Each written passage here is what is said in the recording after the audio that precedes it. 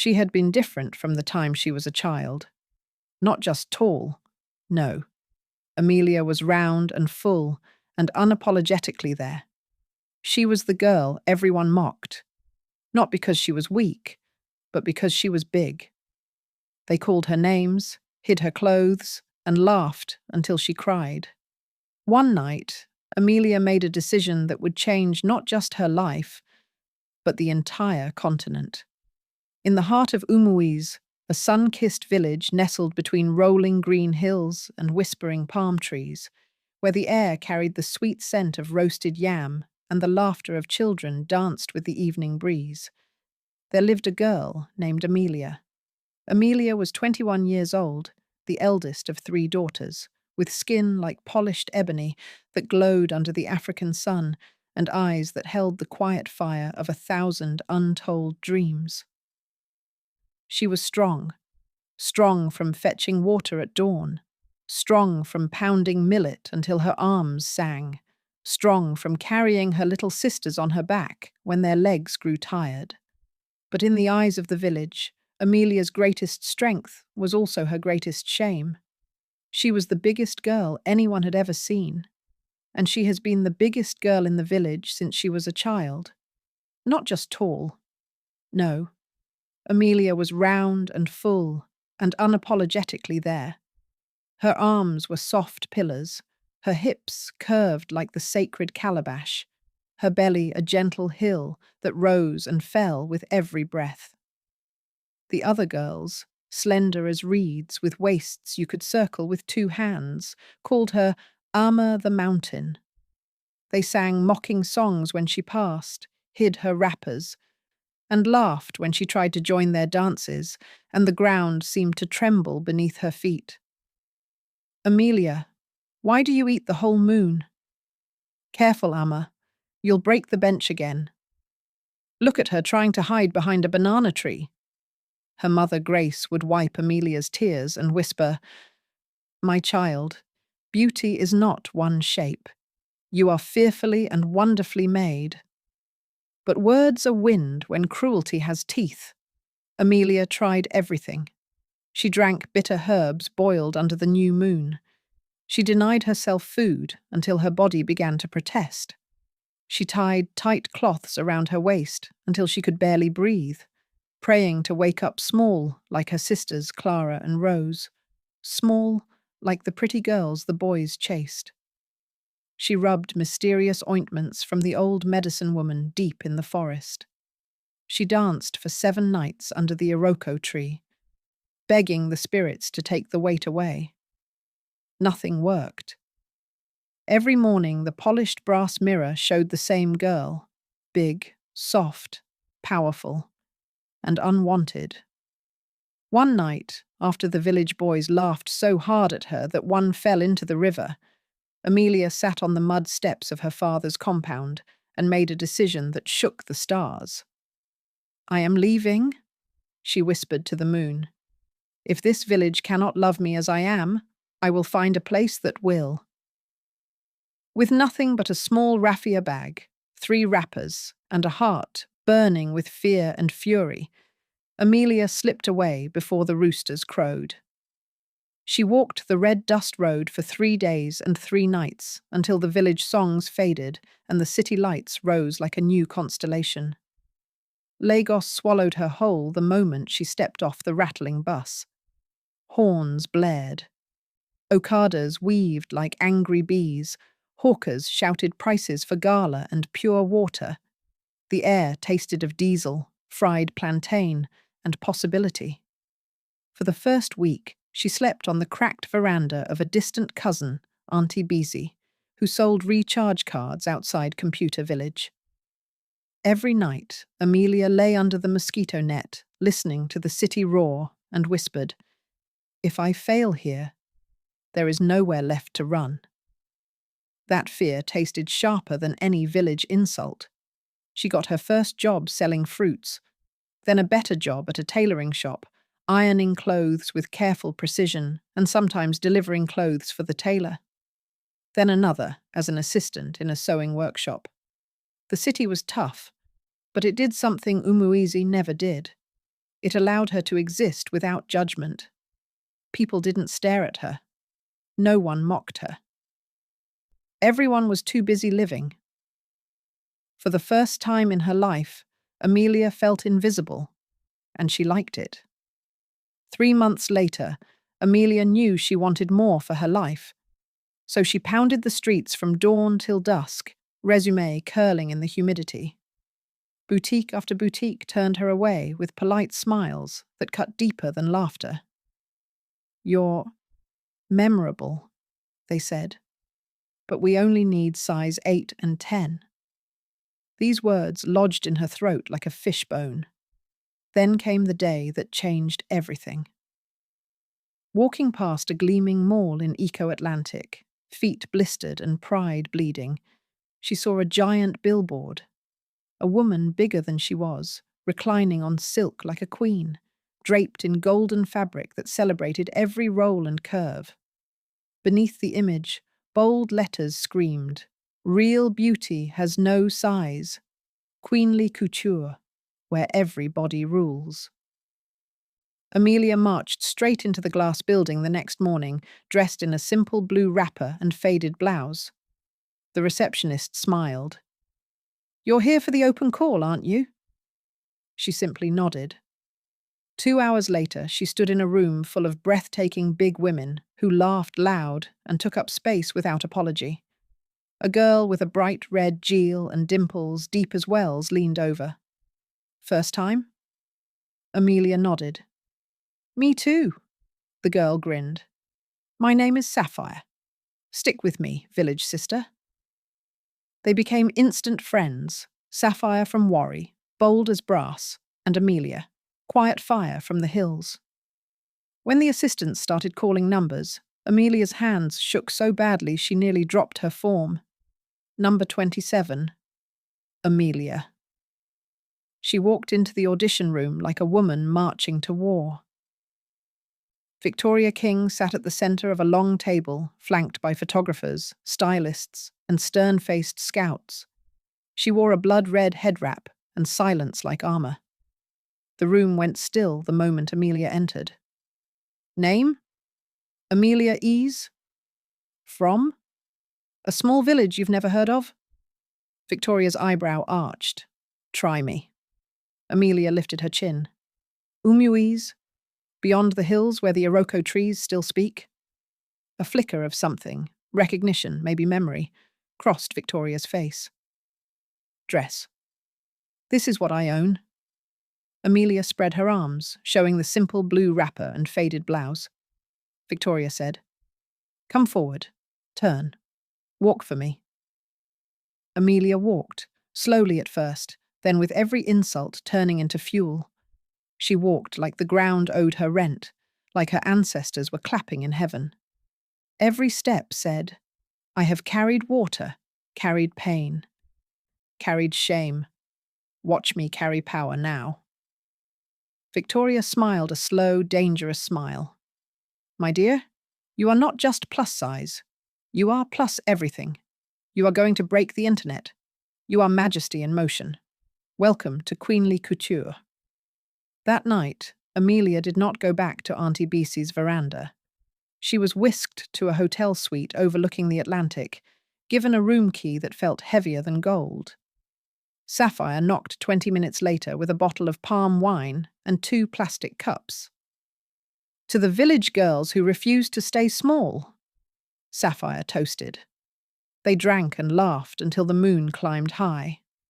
And just like that, the village girl who had been mocked for being too big became the face, the body, the soul of the biggest fashion revolution the continent had ever seen. They called her first campaign Daughter of the Sun. Billboards rose from Lagos to London. Amelia, crowned with beads and gold, stared down at the world with eyes that said, "I dared to exist. Look what happened." The city became a whirlwind. Test shoots where photographers whispered, "Goddess." Fittings where tailors measured her like royalty. Makeup that made her cheekbones look carved by gods. Lessons from Victoria. Never shrink, never explain. Your body is the argument and the evidence. One dawn, they painted her skin with gold dust on a beach and draped her in white with a 10-foot train. As the waves crashed and the photographer shouted directions, Amelia closed her eyes and heard her mother's voice. You are fearfully and wonderfully made. She opened them again and smiled at the horizon like she owned it. When the photos dropped, the internet exploded. Daughter of the sun trended for days. Big girls who had hidden in oversized shirts began stepping out in bright colors. Letters arrived with tear-stained ink. Because of you, I stopped hating my body. Amelia's phone never stopped buzzing. Brands begged. Magazines pleaded. A famous musician slid into her DMs with heart eyes and poetry. But the moment that broke and healed her all at once came during a live TV interview. The host, a slim woman with a practiced smile, asked the question everyone was waiting for. Amelia, be honest? Don't you still want to lose weight, now that you can afford the best trainers in the world? The studio audience leaned forward. Amelia looked straight into the camera, past the host, past the lights, straight to every girl hiding in the dark somewhere. I spent years trying to disappear, she said, voice steady as Iroko. I drank bitter herbs until my body could no longer bear it. I pushed my body past its edge, chasing a version of myself that never came. I hated the body that carried me through every hard day, the body that made me strong enough to walk 3 days to this city. And for what? So someone else could find me acceptable? She leaned forward. I am done shrinking. My size 22 is not a before picture. It is the main character. And anyone who cannot love me at my biggest does not deserve me at my happiest. The studio erupted. The host had no follow-up question. Twitter crowned her Queen Amelia the Unapologetic. That night, in her new apartment paid for by queenly couture, Amelia stood on the balcony watching the city lights flicker like a million fireflies. She placed a hand on her belly, the same belly that had once made her cry, and felt it rise and fall like gentle hills under moonlight. Thank you, she whispered to it, for never giving up on me even when I gave up on you. Somewhere far away, in a village beyond the hills, a little girl saw Amelia's picture on her cousin's phone and decided she would never again skip dinner to be small.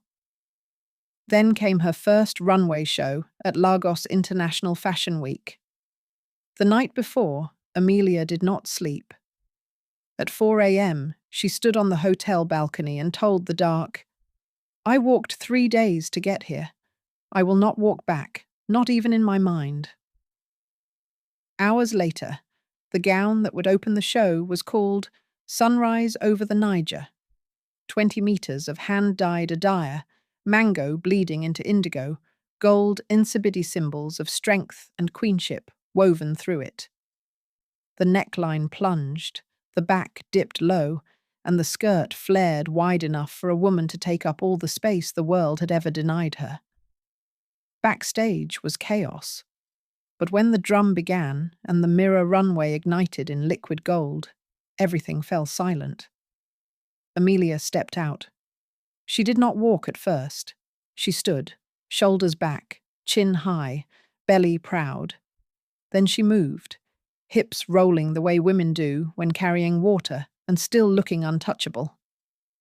Halfway down, the music shifted to fierce Afrobeat, and she smiled, wide, reckless, village girl happy. The kind of smile that happens when a girl realizes she is no longer running from anything. She hit the end of the runway and paused. Cameras exploded in white strobes. Phones rose like a forest of glowing leaves. Someone in the front row, Amelia would later learn it was a famous Nollywood actress, actually stood up and started clapping while tears ran down her cheeks. Amelia did not rush the pose. She turned slowly, letting the train swirl around her like river water. She looked straight into the brightest light, lifted one hand, and placed it, gently, possessively, on the curve of her hip. The message was clear. This is mine. All of it. And I love it. The audience roared so loudly the mirrors trembled. Victoria King met her backstage and held her face. "You didn't just open my show," she said, voice thick. "You opened the continent." Reviews screamed, "Lagos Fashion Week crowns a new queen, and she is unapologetically herself." One walk, one revolution. That night, still wearing the sunrise gown, Amelia sat on the venue roof with her new friend Sapphire, legs dangling over the city. "I was so scared," Amelia admitted. Sapphire bumped her shoulder. "You didn't look scared. You looked like you were coming home." "This body," she said quietly, "just walked for queens and millionaires. Tomorrow it will still want yam and stew. It never needed to change." She lifted a bottle of Maltina to the stars. "To every girl still hiding in the village, your runway is coming. Just keep walking." Something deeper had happened. With every flash, every roar of applause, Amelia began to see herself the way the world now saw her. Not too much, but exactly enough. A wonder. 7 years later, one day, after signing contracts that made her richer than every chief in her village combined, she felt a tug in her spirit. She missed the red dust roads, her mother's agouti soup, Clara and Rose. She missed home. So the queen went back.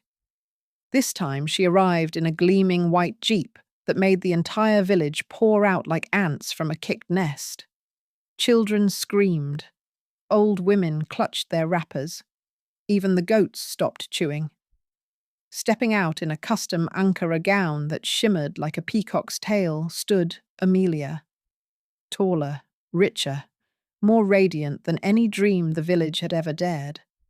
Her mother, Grace, who was sweeping the front yard, fainted when he looked up and saw Amelia. Her father wept, while Clara and Rose tackled her with hugs fierce enough to knock her over. And this time she didn't care if she broke the earth. When Grace finally came around, she wept as she stared straight into her daughter's eyes. Then, arms open, voice breaking, she said, "Amelia, my baby." She kept touching her face, her shoulders, her braids, as if to be sure she wasn't a dream.